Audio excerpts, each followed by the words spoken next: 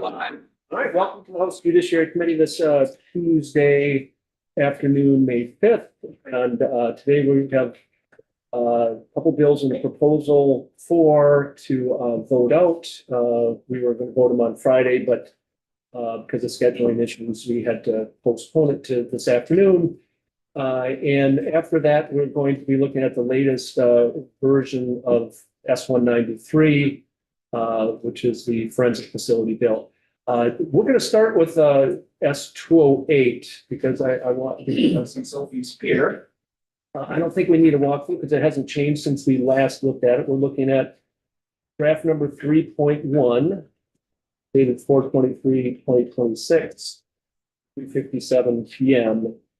And this draft took out most of the language and leaves a policy making, a model policy with the Law Enforcement Advisory Board to be done by July 1st of 2027. So just to get this rolling along, I would take a motion to find draft number 3.1 favorable. A second. Talking to wait. Yeah, 208 first. Second.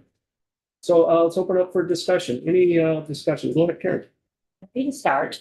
So I appreciate the work that we've done on 208. I feel like it's taken quite the journey in different formations. But I feel like we landed in a place that addresses all the different pieces of it, of the concerns that we were hearing from Vermonters about law enforcement use of mask and identification. And then we also took in the decision from the Ninth Circuit Court. So being able to adjust to that and take out the federal piece of it. And then I feel like we are following along on the trajectory that we have set up of how we do policy implementation in the state with law enforcement. We followed a similar approach to what we did to fair and impartial policing or use of force. And so I feel like it was on a long journey, but it landed in a spot that kind of takes all those needs into consideration. And I look forward to supporting the bill. Anybody else want to weigh in before I call the vote?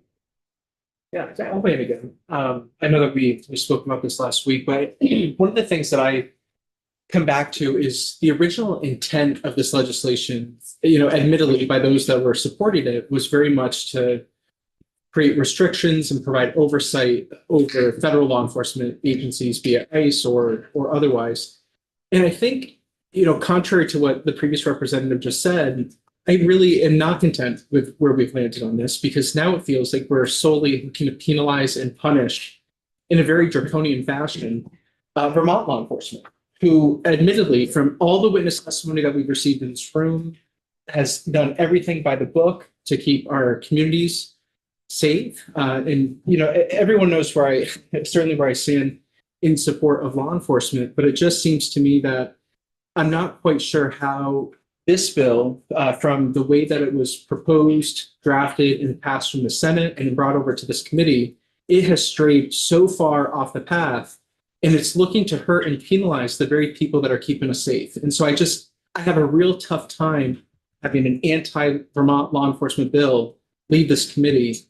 And, for that reason, and among many others, I will be voting no. And my vote really is to support Vermont law enforcement and the people that keep us safe in our communities, but also in this building every single day. And, I hate to say this, but a vote in the affirmative for this legislation is a vote against Vermont law enforcement, plain and simple. And that's just the way I view it.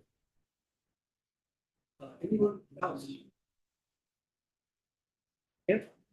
I'm voting for this bill because I vote in favor of the many folks that we've heard from throughout Vermont who feel that such a policy is necessary. And also because we heard from law enforcement that we heard from Vermont law enforcement that the approach taken in this bill is the right approach to take by sending, tasking the Law Enforcement Advisory Board with coming up with this policy. I think any policy or any law that seeks to add clarity to a really large and consequential system is a good thing. In most cases, and this is one of those cases where clarity is going to be, I think, appreciated by hunters, by law enforcement. Nothing in this bill seeks to penalize. This is all about looking for ways to set clear expectations for everyone involved, law enforcement and Vermont civilians alike. So though I wish we could have also included federal law enforcement, I recognize the implications of the Ninth Circuit Court of Appeals decision.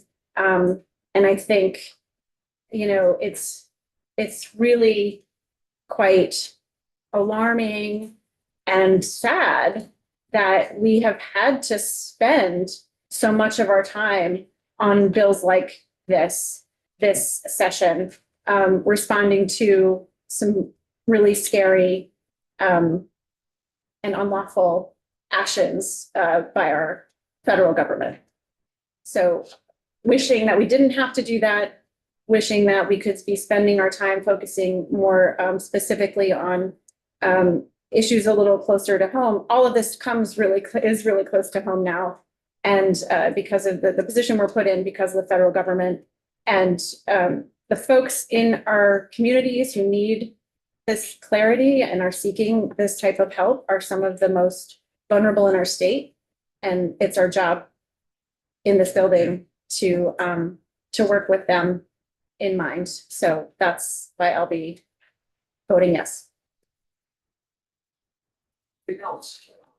Can I just add to what I said previously? I'm not going to address the fear mongering because I think that's something that the chair knows well that I have a huge issue with in this room and the sensationalizing of the political landscape. But I do just want to clarify what the previous representative just said is I don't think well, no, clarifying what. but I'm going to put it in my own words, but I think it is disingenuous. I find it disingenuous to say that law enforcement is in support of this bill because Vermont law enforcement did not testify in support of this bill whatsoever. If anything, we heard from Chief Burke last week that he has real reservations about this bill, the approach that it was taking. However, if we were going to pass something, the most comfortable he could get was the approach that was outlined. It was not that he was in support of the bill itself. We have not heard from a single law enforcement representative that they're in support of this bill, not one. So I just found that very disingenuous. So just a comment that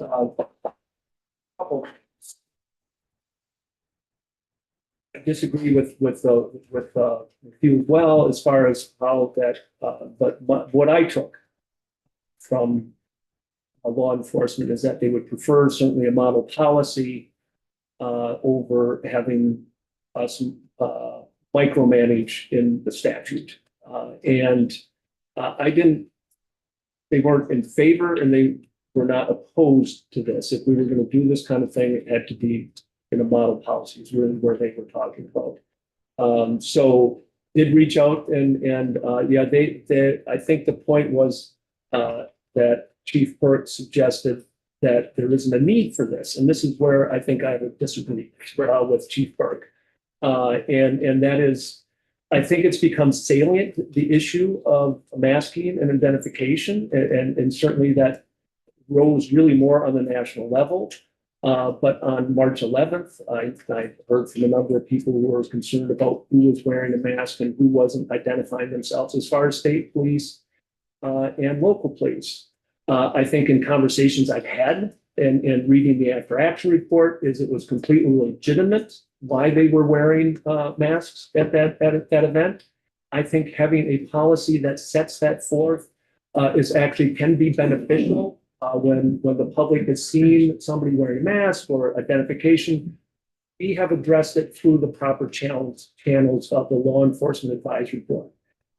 As far as what we had before and we took out, I think I need to address that as much as anything because a lot of people are clamoring for us to put that back into this bill for holding the feds to account. I have a couple issues with that. One is that I think it would be unconstitutional. I think it's not worth the risk taking this to the Second Circuit.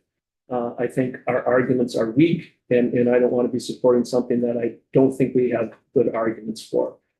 That's one thing. The other thing is, the more we got into it, the more I felt we were micromanaging law enforcement, which I don't want to do in this committee. I want to set forth and say we have an expectation that you will follow a fair and impartial policing policy.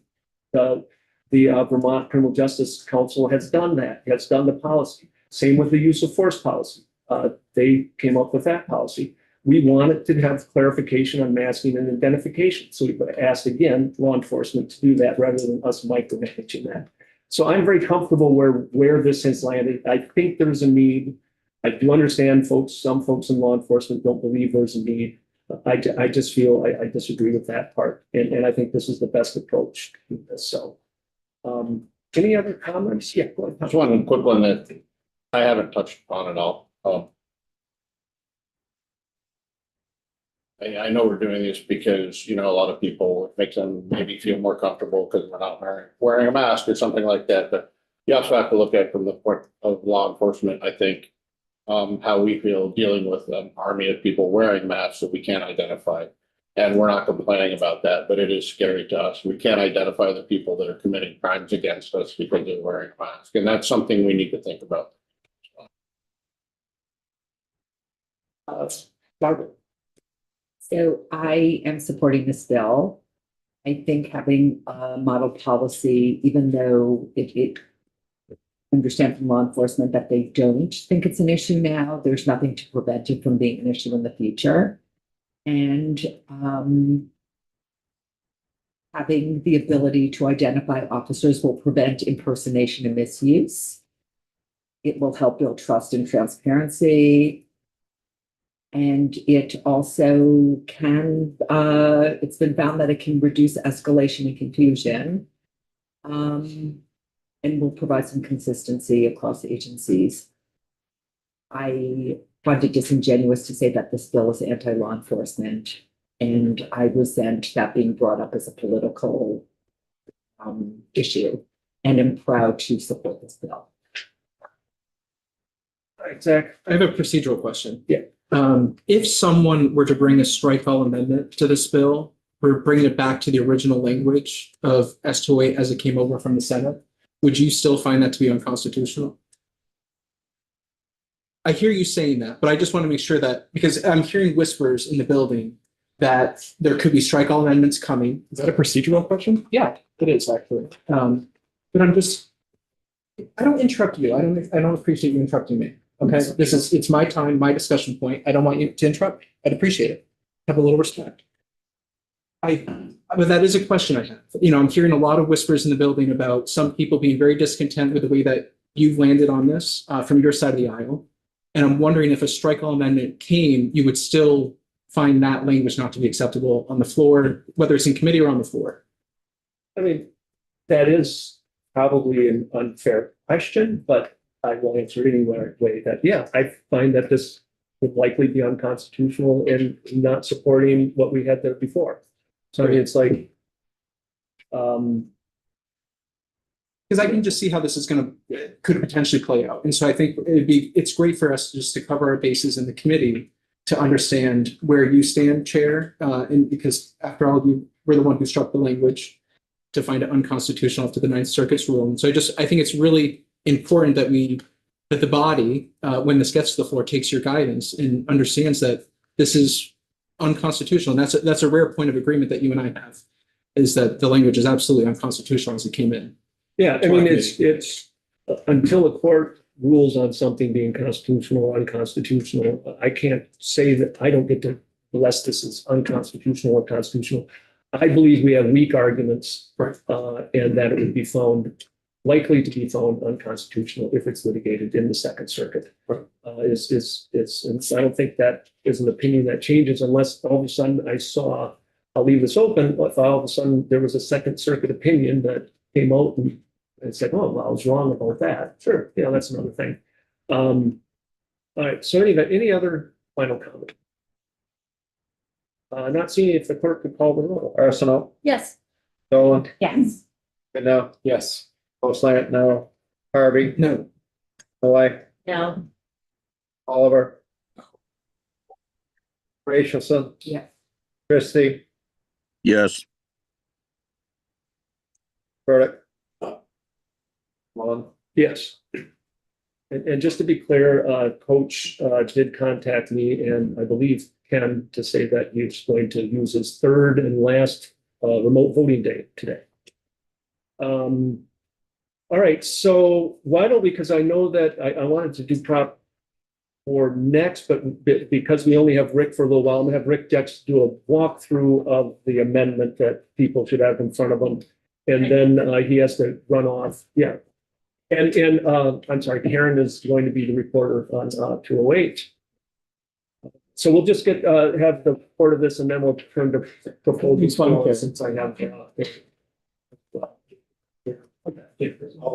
Okay, check it out. Yeah. Yeah, I think we're just gonna do a walkthrough of this and then turn to prop four and then come back to it. I just want to walk through and two on that. Okay, yeah, I just want to do a walkthrough. I misunderstood you. I thought we're doing a walkthrough on prop four, but we can't continue. Yeah, no, there's no reason for a walkthrough on prop four, but, so, yeah. Good afternoon. Oh, we're looking at draft 3.1, right? So, Draft 3.1, Rick Sabel with the Office of Legislative Counsel. Good to see you all. We are looking at draft 3.1 of S209. A few changes from draft 2.1, which are highlighted in yellow. I'll just skip through those changes, Mr. Chair, unless you have another preferred. yeah, just go through those pages before me. Yeah. Yes, so there's a yellow highlight copy and there's a non-highlight copy. They did give them the, But We have the clean. I will inform you of the yellow All highlights. right, there you go. Looks very clean. Page two. Page two, line 11 line 11 and 12. This is a new addition. This is the prohibition on the premises of adding in to office operated by the Department of Motor Vehicles that is open to the public.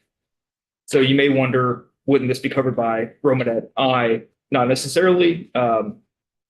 It's possible that DMV would not be in a state building wholly controlled by the state.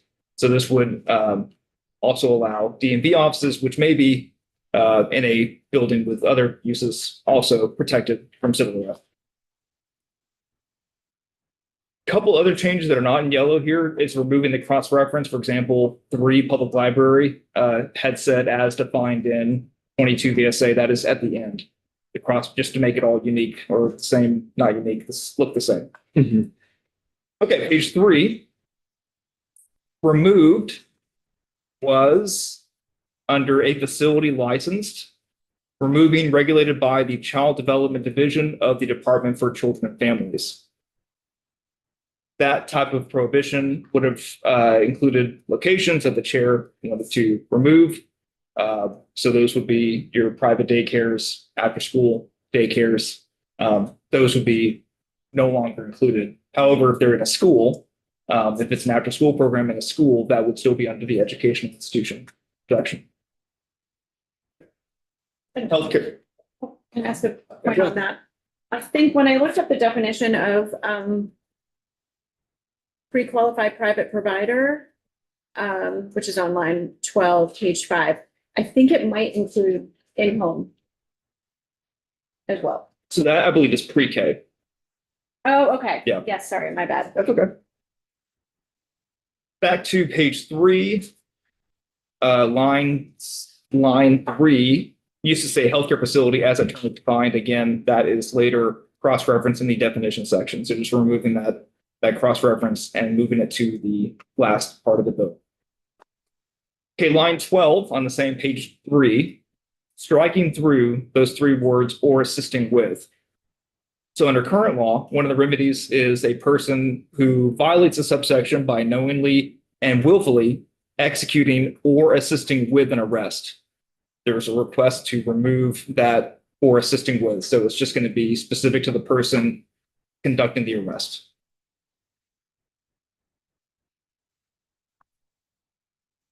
Okay, page 4, no changes to page 4. Page 5, this is the cross-reference. Again, children's camp was previously defined in the prohibition section, just moving the wording down to the definition section. No substantive change on that one. And then on page 6, the two other cross-references again added: healthcare facility and public library. These were again defined in 2.1. They were just defined in the prohibition section instead of the definition section. So really just the removing the or assisting with and adding the DMV and removing the after school program are the substantive changes in 3.1. Any questions on the version? All right, not seeing any. Thank you, since I know that you have to be in. I'll hang out for a minute or two, yeah. I won't find any issues. So Eric, what is your timing? Are you able to stay here if we do 209 next, or do you have to get going? I gotta go. I can be back at 2:00. No, let's turn to proposal 4 So Sophie can hang around in case. in case there's a question. Okay. All right.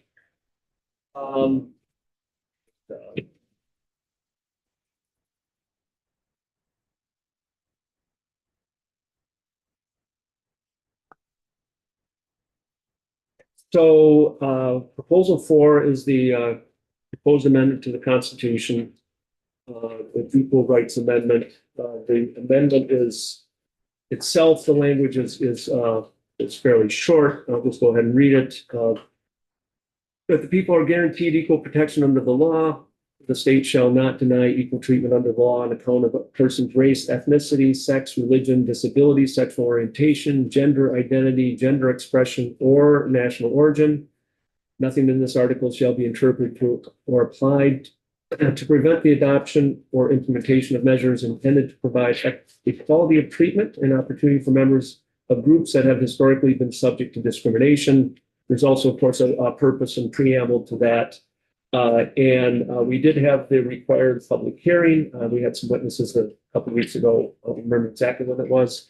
And this is the second biennium. The first biennium this passed out of the, it always starts in the Senate, constitutional amendments every 4 years. It started in the Senate and passed the Senate by more than 2/3 vote, and then came to the House where it passed as well.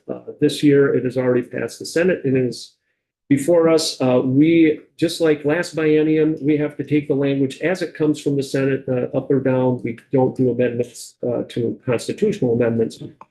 And if this votes, it gets out of the House on a majority vote, it will go to voters in November. So with that, I would like to just go ahead and get a motion on the floor, and then we can have further discussion. Is there a motion to find favorable the proposed amendment to the Constitution of the State of Vermont, proposal 4? So moved. All right, Coach moved and Karen seconded. So discussion. Anybody have discussion? Tom? Yeah, I'm just curious. I'm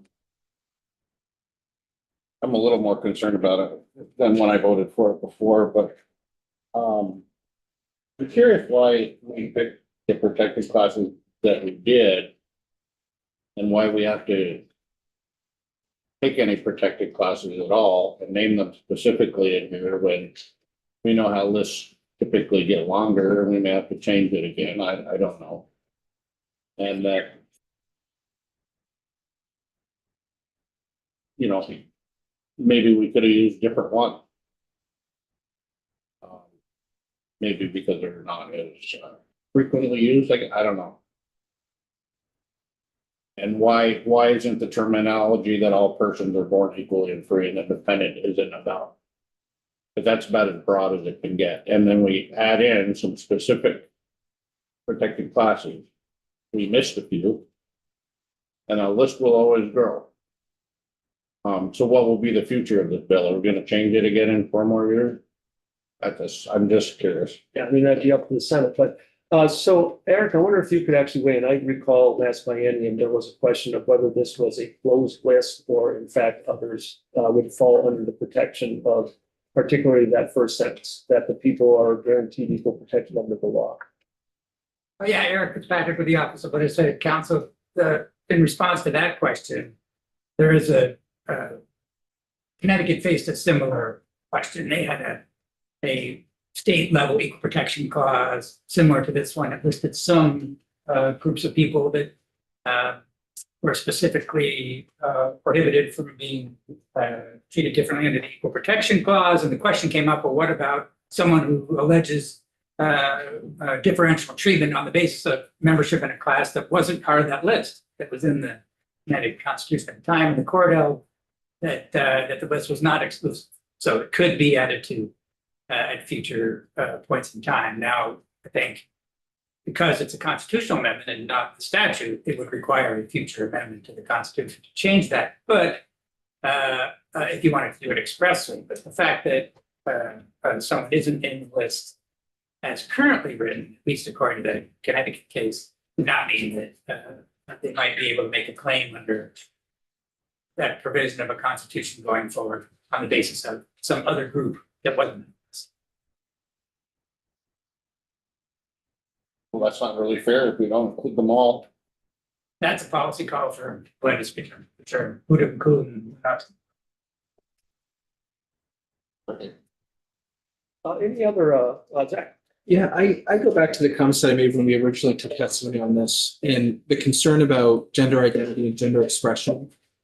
And, and I go back to that because I really struggle endorsing or codifying any change to the Vermont Constitution where, and I understand one of the terms I guess is cross-referenceable, if that's a word, in statute, but the other is not. And I think, we owe it to our constituents, we owe it to the people of Vermont that when we are endorsing and proposing changes to the Constitution, I think we need to be able to define what the words actually mean in the proposed changes. And so that, and again, I go back to that this might feel nice and it might feel good to vote yes for it. But I take our jobs to be profoundly very serious. And if we're unable to define something and could actually be doing more damage into what Representative Oliver, to the point that he was making about, open-ended versus closed, and I understand Eric's point is that, technically, I guess this is open, but any change would have to be made through another constitutional amendment. I just really struggle with this. And it just feels, especially in today's political landscape, that suggestions like this and language like this is very much part of a cultural zeitgeist that is currently falling out of vogue and that not many people are really subscribing to. And I think that's kind of like the wokeism and some of these unique terms that probably are going to fall on their face in just a number of years and maybe months. So I've spoken my piece. I was a no back then, I'm a no today, and I just don't see that there to be a need for this.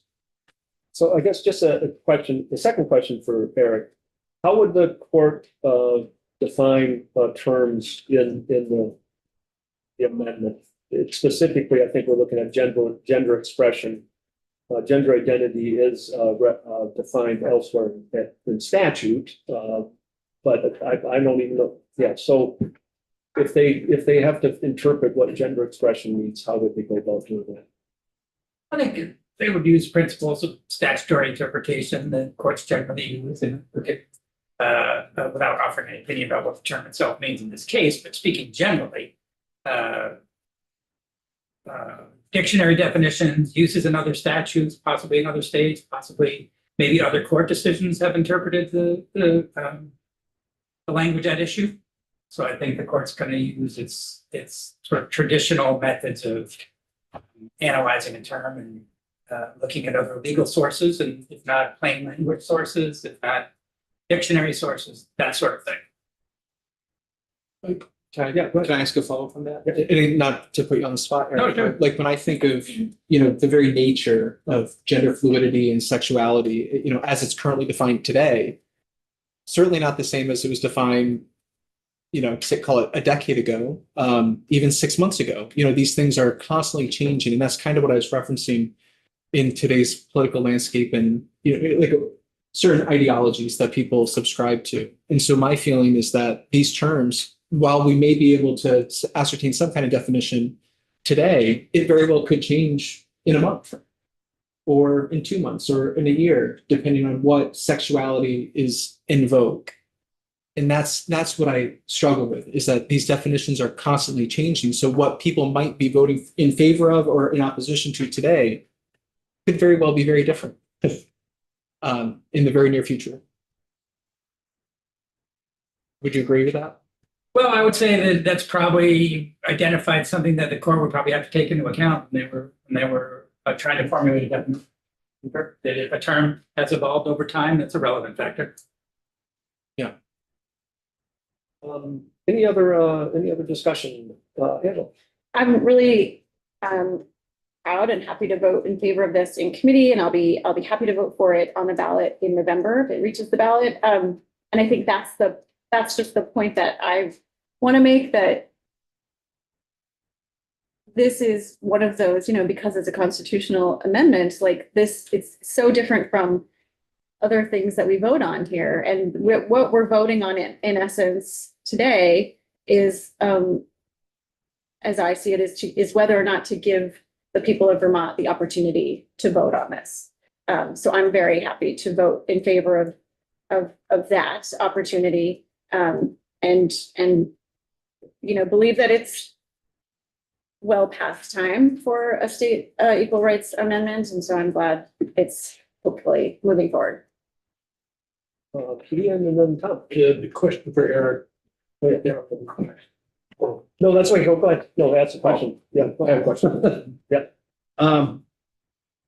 The way I understand it, it kind of points out some specific demographics.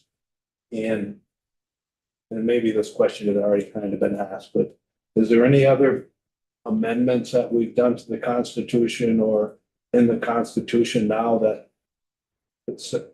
points out specific demographics, or is other language broad to just cover people? I'm not sure the answer to that one off the top of my head, just because I haven't reread the entirety of the Constitution recently.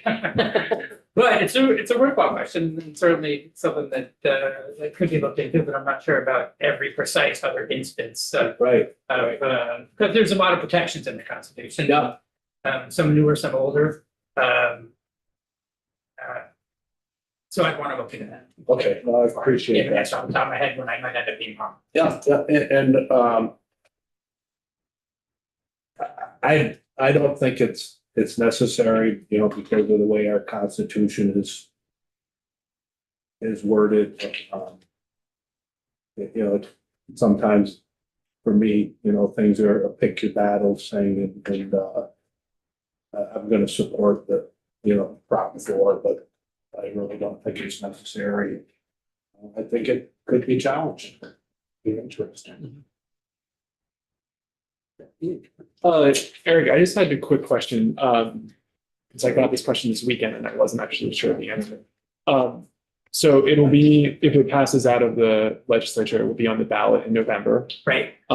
It'll be on the state ballot where Vermonters vote for like governor, lieutenant governor, or will it be its own?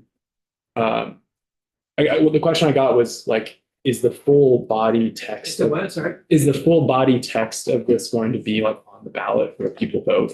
Not the purpose, no. Not the Just purpose. the substantive language in the section 2. Section 2, yeah. Section 2. Yeah, section 2. So, but that, all of that will be there for Correct. people to read when they are voting on it. Yes. Yeah. Okay. Great. And I think if I remember correctly, the statute also requires the Secretary of State to, not on the ballot, but to disseminate some material, background materials. Okay. Great. Thanks. Coach, did you have I thought I saw your hand for a second.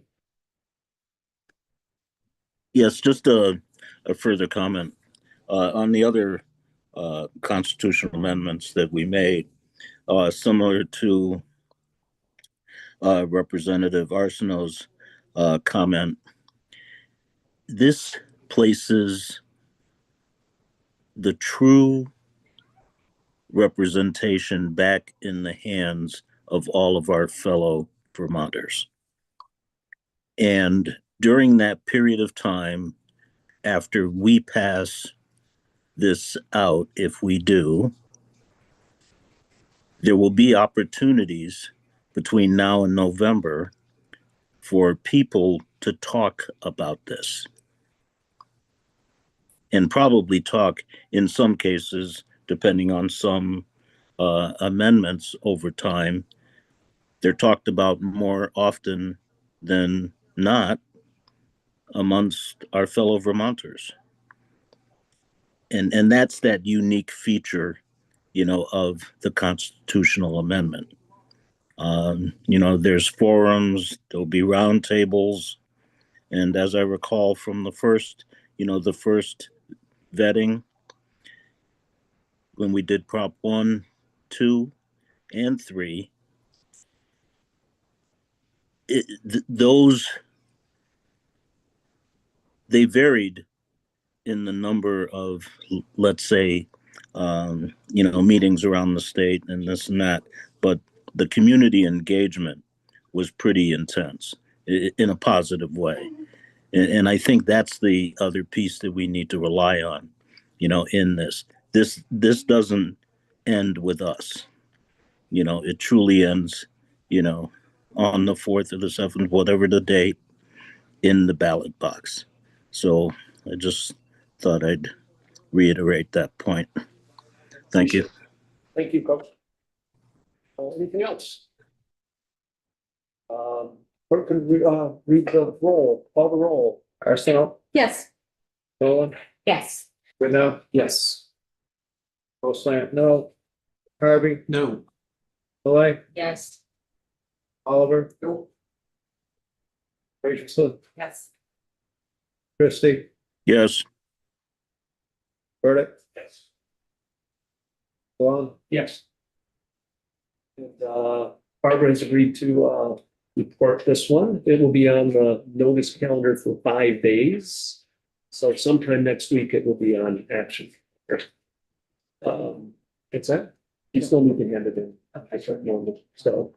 All right, so we'll turn back to 209, which we had to walk through, and just to move this along, I will take a motion to find favorable draft number 3.1 of S 209, the amendment. So moved.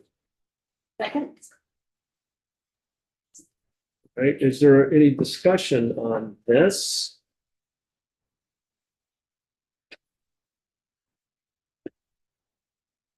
Anyone? I'll speak, I guess. Yeah, go ahead, Zach. Since this is the opportunity to do it. Unsurprisingly, I also not in support of this one. And what I keep coming back to, we say that we don't want to micromanage law enforcement. The concerns that I have with 208 is very much the same concerns that I have with 209 in terms of the unconstitutionality and the concerns there that if we don't have the ability to legislate and create oversight over federal law enforcement in 208, I struggle to see how we'd be able to do that in 209. And one of the chief concerns that I have with this policy is the applicability of all the locations. And I understand, the chair has struck the language of to and from for the vast majority of these locations, but I struggle to see why we have polling places in there when only 3 municipalities in our entire state allow non-citizens to vote. I have concerns. One of the things that we brought up during testimony is that if federal law enforcement is on the scene and they suspect that voter fraud is taking place, that gives them the reason to be there. And so one of the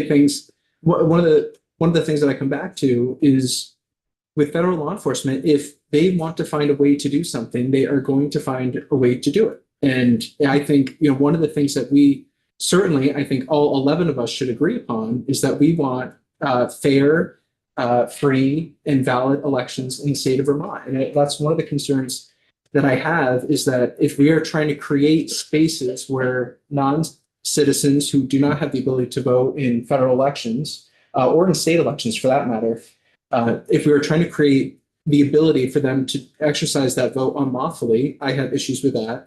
I also have issues with the fact that we are creating potentially multiple spaces of quote unquote asylum in the state of Vermont. And that, again, and during my line of questioning with witnesses in this room, I continue to ask the line of questioning of how long is someone going to be permitted to remain in one of these spaces? And we never got an answer on that.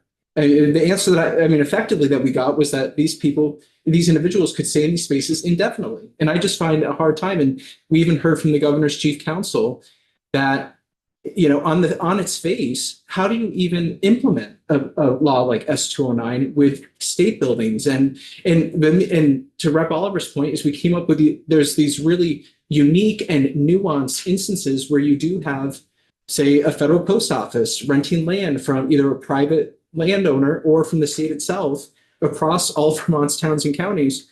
And then you create a really, troublesome scenario where you are unable to provide oversight. You can create friction between the landowner and the tenants. And you really don't we don't know whether this law would be applicable. And for all those reasons, I could speak all afternoon about my concerns with this bill. I'm not going to, because I know the way the vote's going to go.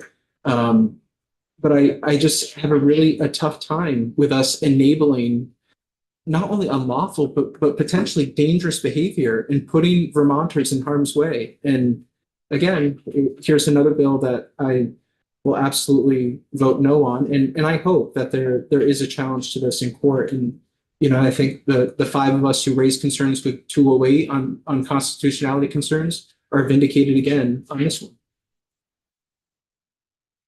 Karen, then you. Yes, so I plan to support this bill. I appreciate the work that we did on this. I feel like we did have robust discussion and testimony on this.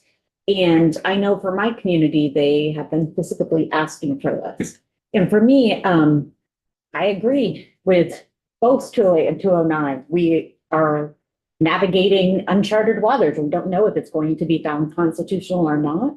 For me, with 209, there is a difference that it's building on legislation that's already in existence with not allowing civil arrests in courthouses. And so I feel very confident in our ability to build on that. And I feel like it is important for us to share with community members, like, yeah, we're going to expand that and see if that continues to hold. And so for me, I feel like it's responsive to folks in my community that have been asking for this. So I look forward to voting yes.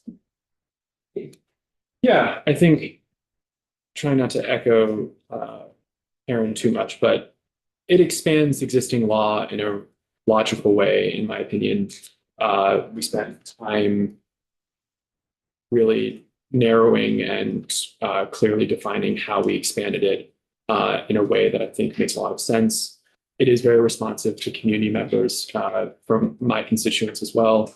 And all of these protections have a pretty major caveat that once someone gets a judicial warrant, they can exercise it and execute what they need to do. So I feel like this is it's a step that needs to be taken in Vermont. I think it's responsive in ways that I believe are important, and I'm looking forward to supporting it. Similarly, along those lines, I wanted to say specifically, I'm really glad that we were able to be responsive to and inclusive of the testimony we've heard from migrant justice, from the folks who are most directly impacted by the efforts happening right now to conduct arrests beyond where we would draw the line. And so we're drawing the line clearly for the state of Vermont, saying this is what is okay and this is what is not okay. And so to the best of our ability, so I just really appreciate that we added DMVs and that this bill takes into consideration and account the testimony we heard from people most directly impacted. It's not just ideas from people who sitting around, coming up with ideas. Like these are things that are happening to Vermonters. And so I'm grateful that we're able to do what we can to protect them. Tom? I think this bill has nothing to do with Vermont law enforcement at all. It was 100% geared toward the feds. And I say that because we haven't had the problem that this addresses. We haven't had that problem with Vermont law enforcement. It is expanding a bill, that basically says that we can we have some jurisdiction over the feds, with the court thing. I guess it says that. I don't think it's ever been challenged, so. But the thing that goes through my mind is when we've done firearms bills in the past, if I remember right, we have to be careful on how many different places we can restrict that you can bring a firearm, because if we go over a line, it's considered gun control and against the Second Amendment. And I'm just wondering if this isn't going to do the same thing, or if we're naming too many places, that it's going to cross that line. We're going to be restricting the feds too much, I guess you could say. And because of those reasons, I can't support the bill. I'll just comment that I feel stronger about the constitutional arguments that we have for this particular bill as opposed to S-208 because of the government either having core services involved or that it's actually state property in many instances. I got some comfort from the Northern District of New York opinion that is on our website. So are we going to win this? That's a good question. But I think the arguments are strong, or stronger certainly than what I saw at S-208. So that's why I support it. So unless there's other questions, I apologize to everybody that I'm going to need to actually go back to 208 because I have a second vote. There's two votes I'm supposed to take on this. One is for the draft, and the second is that we report favorable with a proposal amendment. So this first vote is just on this amendment, and this will just be a straw poll, and then I will have Paul the vote rules on the second motion. So all those in favor of draft number 3.1 or draft 3.1 of S-209, either raise your hand or say aye. Coach, are you there? I see that you. Everybody say aye. Aye. Those opposed? Nay. Okay, so 6-5, and so I take a motion that we report S-209. I realize we only are 11 in here, but how can you have a number attached to a voice vote? Oh, well, it was. I prefer if we just took the vote. It was a straw poll. No, it was just a straw poll, and now we're going to take the vote. Right, Because we always do. right. No, but we did a voice vote, and then you attached a number to it. I heard the 6 people who Okay. said yes, and then the 5. I've just never seen a voice vote with a number attached to it. Well, I second. That's all. I'm not saying it's. You're The number, right. the numbers Absolutely right. are spot on. Absolutely right. I apologize. It did prevail though. That I guess that's what I'm supposed to Right. say. Okay. I have it. All right, Right, yeah, right. yeah. I get what you're saying. I apologize for that. Chair, So yes, did you say 209? this is 209 right now. Yes. 9. Yeah, and I'm gonna go back to, 208. I'm gonna go back to 208 in a minute. Right now, we're doing 209. Sorry, I'm confused. All right, no, that's fine. So when are we voting on the amendment to what did we vote on in 208 in the first We place? voted on the amendment. The motion that I still need is that we report the 208 favorable with proposal of amendment. It's just a second. We vote on the amendment first, and then we vote on to report the bill out favorable with the proposed amendment. And that's just somebody's straw poll. No, the second vote is done by. I guess I'm confused about the straw poll that we just took, or were we retaking the vote that we previously took by vote? Right, so let me make very clear, we just took a straw poll on draft number 3.1 of S209. And I was next going to ask for, But A can I motion. make a suggestion? Yeah. Let's get 209 right out of the way. right, that's what I'm gonna do, for And motion then- for Then 209. we'll get Yeah. into 208. Yes, so it's 209, that I take a motion that we report S209 favorable with the proposal of amendment. So moved. Okay, So we're doing the amendment, we're doing 209. but the amendment was the straw poll. Correct. Now we're doing the actual vote. That's correct. Yes, Okay. yes, I messed up on 208, and I apologize, but we're on 209. Okay. Clerk can call the roll. Arsenal, Yes. Roland, Yes.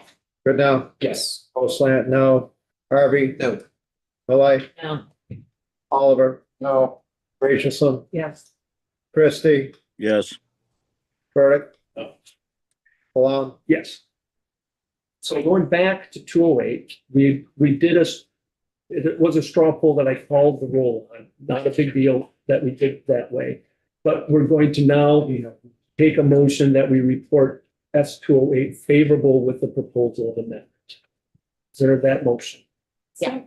Karen. Karen, I seconded. Okay. Any questions? Is that all clear now okay. So the clerk can call the roll, and that's 208. you don't mind if I get caught up here, do you? No, go ahead. Thank you, That's fine. bless you. Arsenal, Yes. Roland, Yes. good now. Yes. Slant, no. Harvey, No. Malay, No. Oliver, No. Rachelson, Yes. Christie, yes, Burdick. Malone, Yes. And you can just throw out the other or recycle the other vote because it's just a straw poll. And we don't have that recorded. Okay, thank you, everybody. do we know who's reporting these? That one is Ian, 209 is Ian, Karen is 208, Barbara is proposal 4. Why don't we take 10-minute break and then we're gonna, yes. And so I know typically, I would say it's, from what I understand, it is atypical for committee members to speak out against bills that are coming from their committee of jurisdiction. However, if they are planning to do so, that they should notify the chair. So I guess consider that your notification. Thank you very much. No, all three. Definitely the right way to do it. Yeah, thank you very Yeah, much. I figured on camera and let you know. Yep, no, it's great. I appreciate that. Fully Thanks, guys. transparent. So we'll take 10 minutes and we're gonna start on 190. I'm gonna go back to 193. Since we have the commissioner here,